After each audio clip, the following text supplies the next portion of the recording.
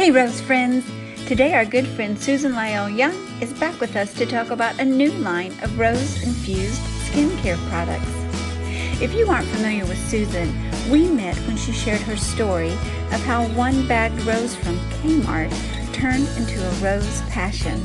That passion led to more and more roses. Sound familiar?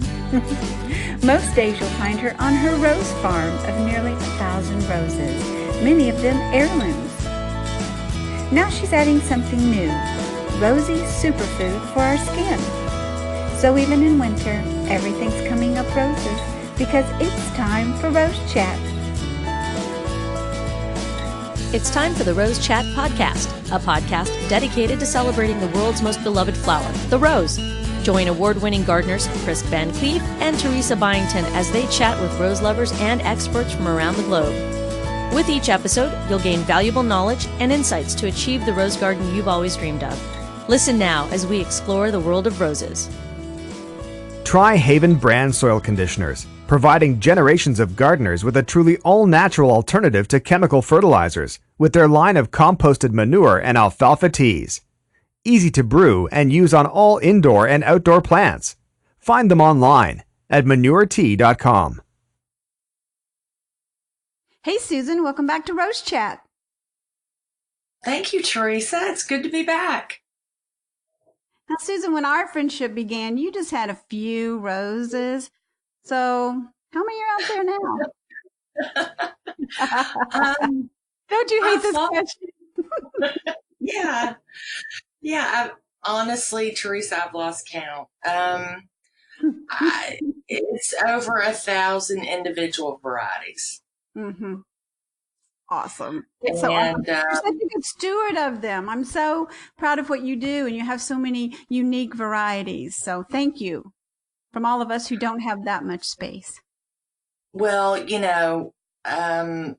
it's kind of a real pleasure to be able to do it, actually. Oh, I'm sure that it is. You know, that whole counting thing, Mr. G always counts more than I do. He finds them. And I kind of go by, if they rooted themselves or if it's a sucker, it's kind of like free space and bingo. It's like, that doesn't really count. And so he counts them all. So. Yeah, no, who's counting? Who's counting? So we're always room for more. Yeah, there's oh my goodness, isn't that true? Now we're recording in mid-December and you have 1,000 roses. So I'm wondering what steps you take to protect them in the winter. Well, I was thinking about that today. I remember back when I first started, I had a lot of mine in pots, and didn't really occur to me that, a rose in a pot is a zone more tender, right? Mm-hmm. Because they don't have that stabilizing effect of all the earth around it. They're more subject to the freeze and thaw that we get here so much. So I lost quite a few, not because I'm a zone pusher, Teresa. You know that. I do. Right.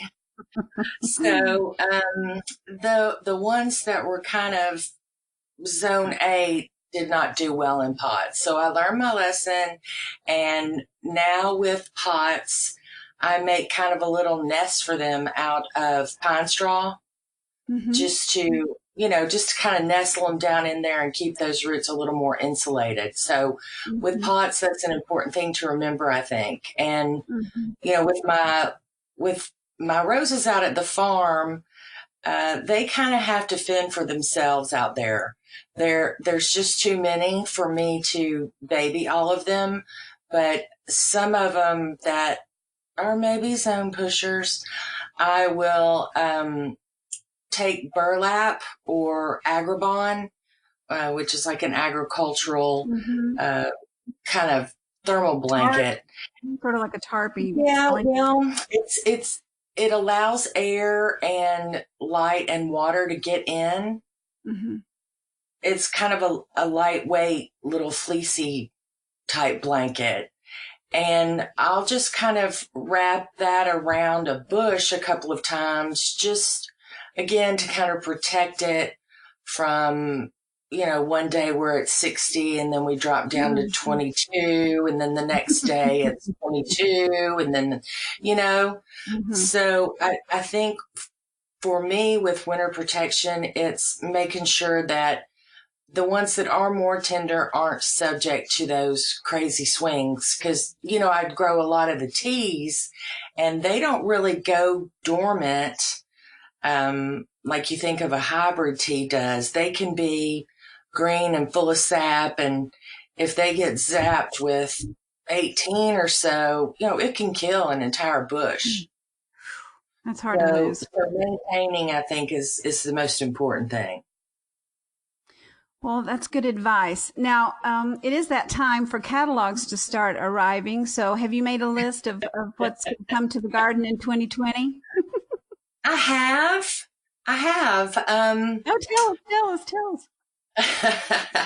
Well, I ordered some more antiques that have either not done well or, I had some RRD in my home garden.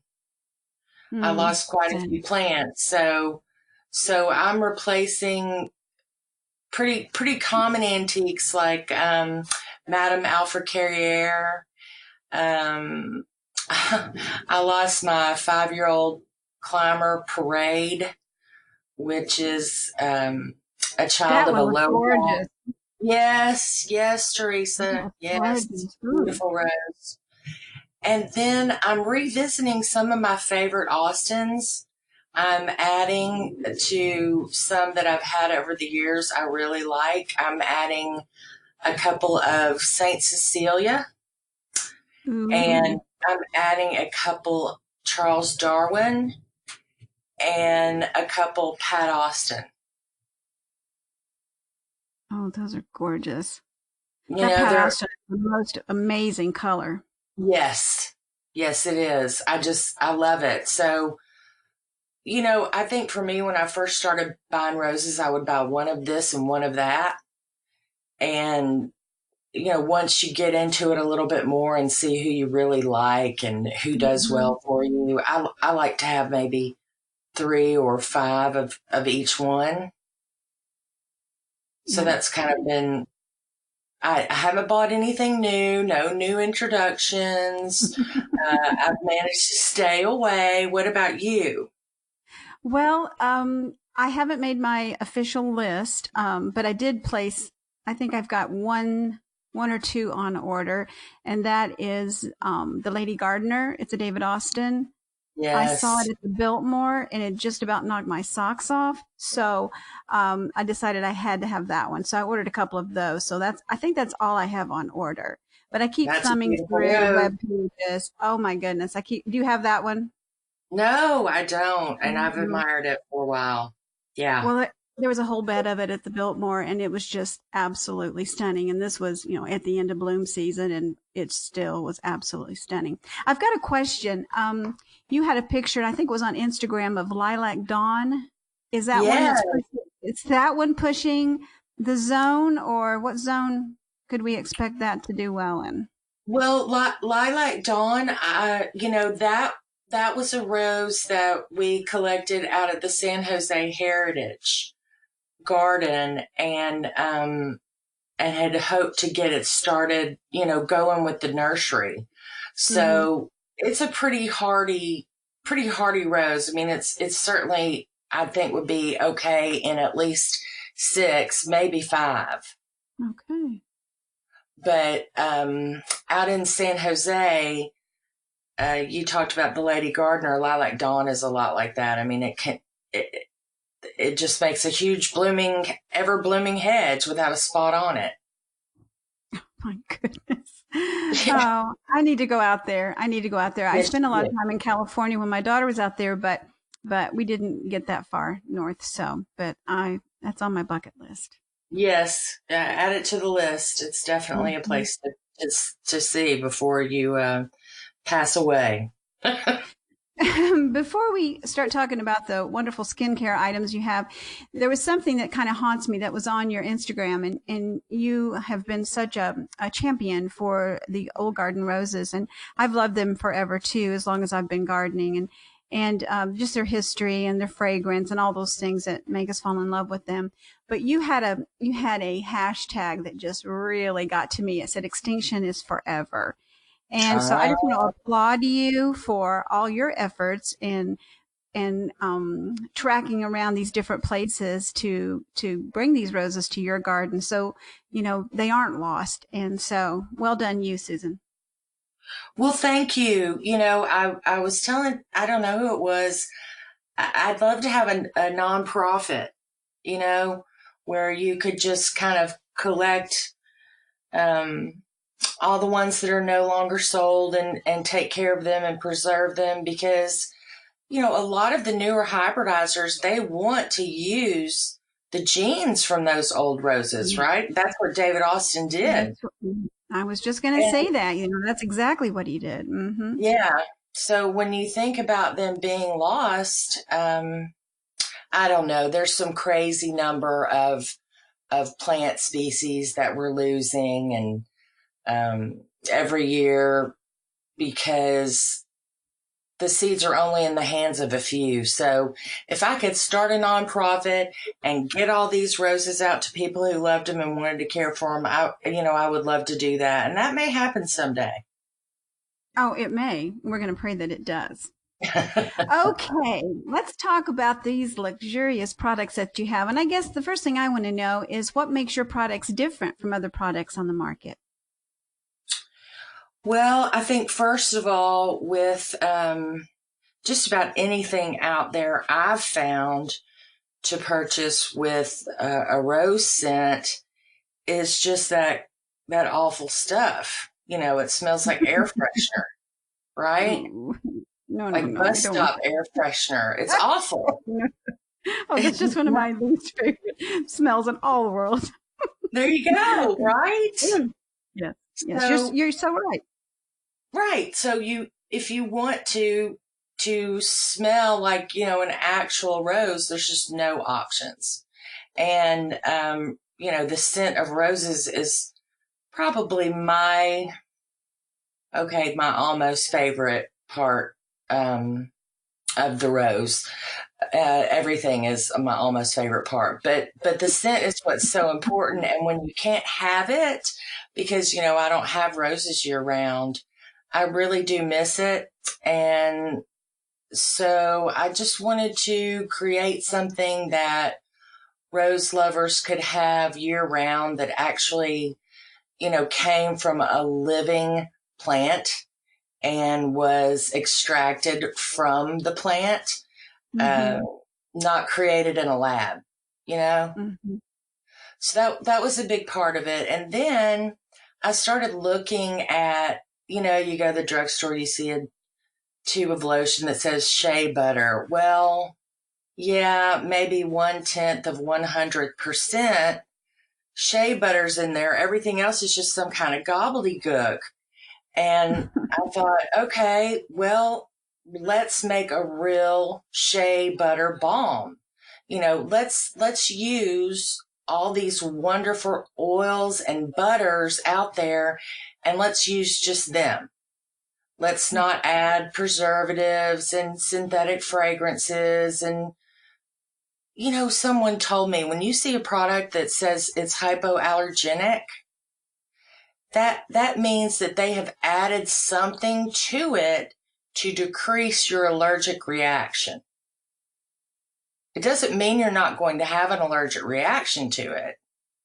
It means that there's actual chemical compound in it that will decrease your allergic reation to it. So that kind of took me aback. And I thought, that's not necessary. We've got enough stuff like that out there. Let's bring some goodness. And, plants have been alive. They're living things. And when you cold press them to get their oils, I think you still have some of that vitality to the product that you don't have when it's made in a laboratory. So true. So true. Well, I'm looking at your product list and tell us about a couple of things. Now, I have the lip balm. I can tell you it's amazing. And as a gardener, I have abused my hands, and so I've got my eyes on the hand balm. Tell me a little bit about that. I love the hand balm. The hand, most of the things that I have put into the collection can be used for any other purpose, really.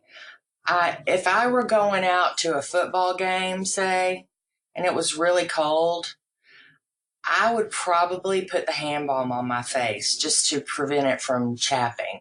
It doesn't have anything in it that will clog your pores. Now, I wouldn't want to use it daily as a moisturizer, but it's great to protect your nose and your ears and your cheeks, all those places that get windburned. It's wonderful on cuticles. It's wonderful for hands that are in water a lot of the day, because it actually will repel a little bit of water, so it kind of protects the moisture that you have in there. You don't get the pruny hands as much. It's great for hand massage. I use it sometimes as a solid perfume. It can be used to keep your eyebrows in place. Oh, if you put a little on the end of a Q-tip, it will repair mascara and eyeliner smudges and things. It'll just whisk them right off. Oh my gosh. So awesome. Oh, and you can put it on split ends. You know, it's just good for everything. It really can be used for just about anything you need it for, you know. And it's full of vitamins and antioxidants, essential fatty acids. No, it's good for your skin. It's not just something to put on there. You know, it's good for your skin, and I love the way it smells. All of your products, the fragrance is just fabulous. One bar of soap just perfumes the whole bathroom. I mean, it's just wonderful. And it's just a soft rose smell. It's nothing harsh. When you say, woo, it's, perfumes the whole room. It just does it in a soft, lovely way. You've really got something going. I mean, it's just really nice. Well, Teresa, I think that is the difference in scenting products with essential oils, which, like I said, have been pressed from the actual plant or steam distilled from the actual plant, and using something that's been, formulated in a laboratory to mimic, that original scent. The original scent is so nice. Let's keep it that way. Absolutely. Now I'm looking at one more product here, Pure Rose Anti-Aging Serum. Who doesn't want that? Well, the main ingredient in that, believe it or not, is rosehip oil. And rosehip oil has one of the highest amounts of vitamin C of any natural oil. Ours is sourced in Chile, and they have been using it there for years on burns, actual, flame burns and sunburns, wind burns. It's a medicinal product there culturally, and it decreases scarring. It decreases spotting. Who knew the rose could do all these things? Wow.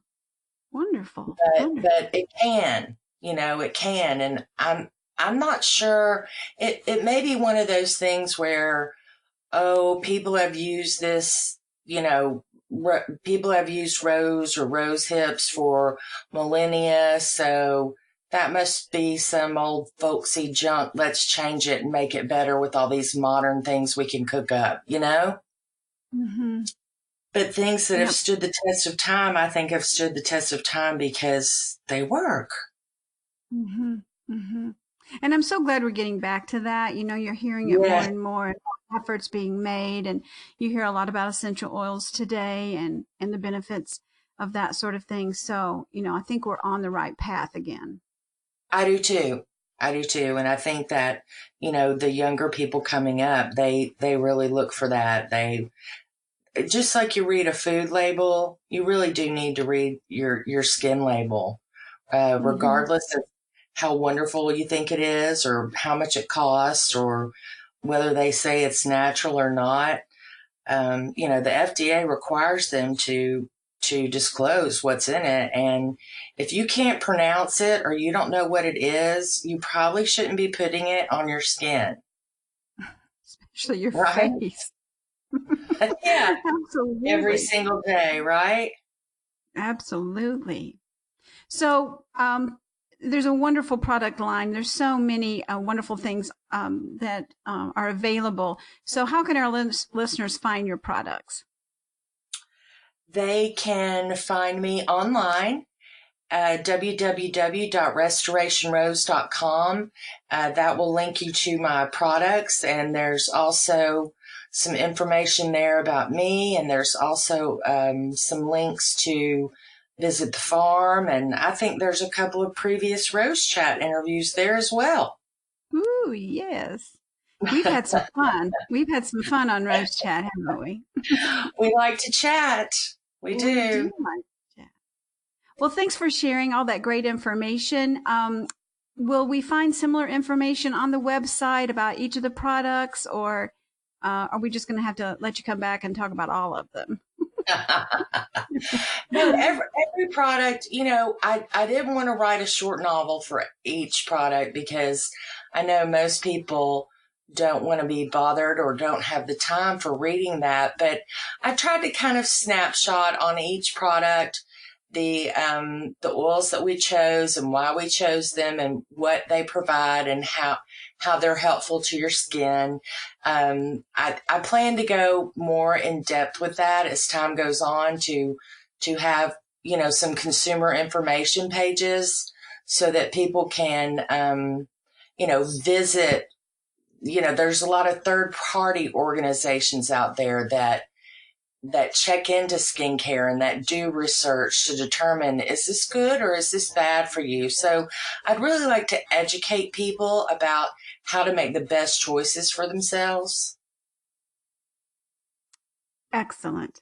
And this is switching gears, but we've got a few more minutes, and I think it was on your Instagram page that I saw pictures of heirloom bulbs. So can we talk about that for just a minute? Sure. Well, you know me, I like all things that are old or vintage as far as plants and gardens go. And I also love things for their scent.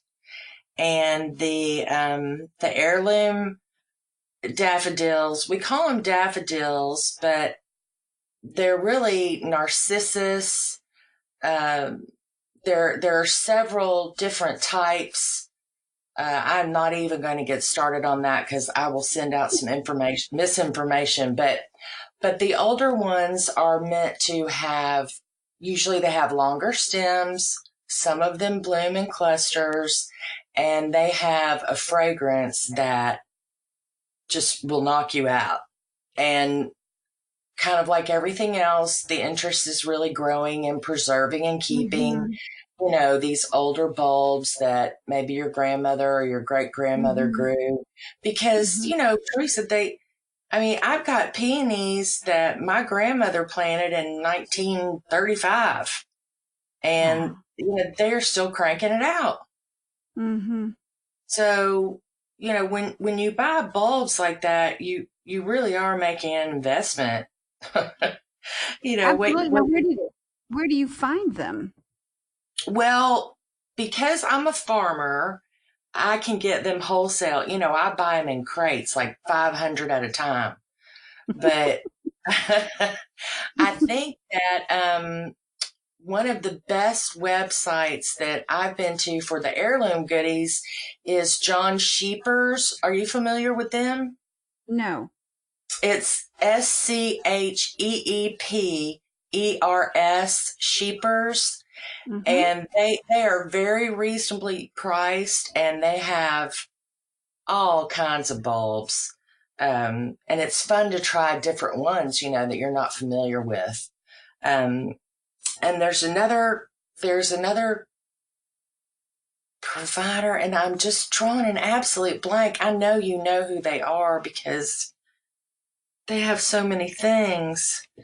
But a good search, for heirloom narcissus bulbs will bring up some different sellers of bulbs, and you can I find that when I take a look at their website, I can kind of tell, like, are these quality and cared for bulbs? You want to look at what size bulb they're going to send you, and, if they guarantee the health of the bulb.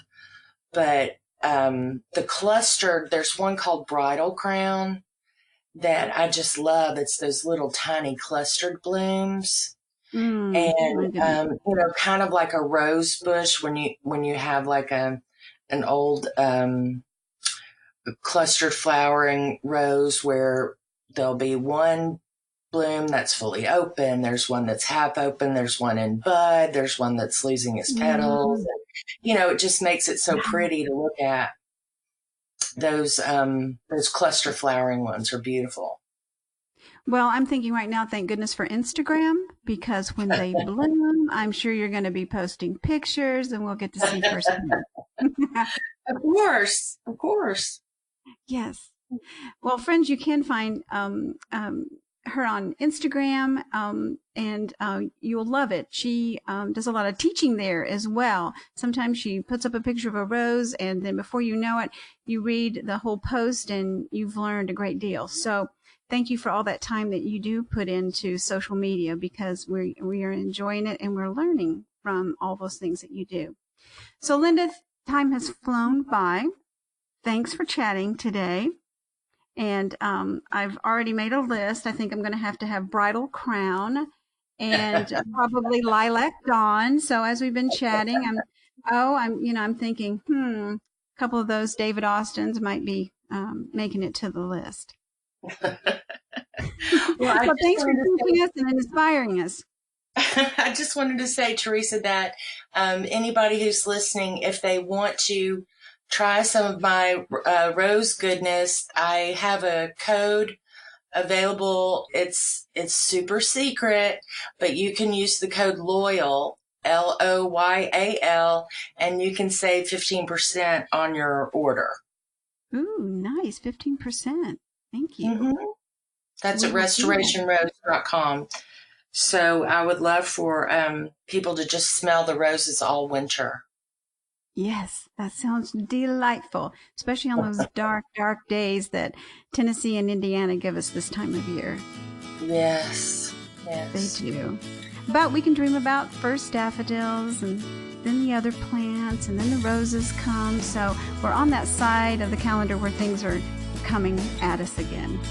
That's right. Yes, that's my favorite time. So have a Merry Christmas, and it's great to chat. Talk to you soon. Same to you. Take care, Teresa. You've been listening to the Rose Chat podcast with Chris VanCleave and Teresa Byington, expert rose gardeners who want to help you achieve the rose garden of your dreams. Don't miss an episode. Listen anytime on our website at rosechatpodcast.com or listen on the go via the Rose Chat app on iTunes and Stitcher Radio. Share this podcast with your social networks and join us on Facebook, Twitter, and Instagram by using the hashtag RoseChat. Join us next time for another edition of the Rose Chat Podcast. The Rose Chat Podcast is a production of the VanCleave Media Group, Birmingham, Alabama.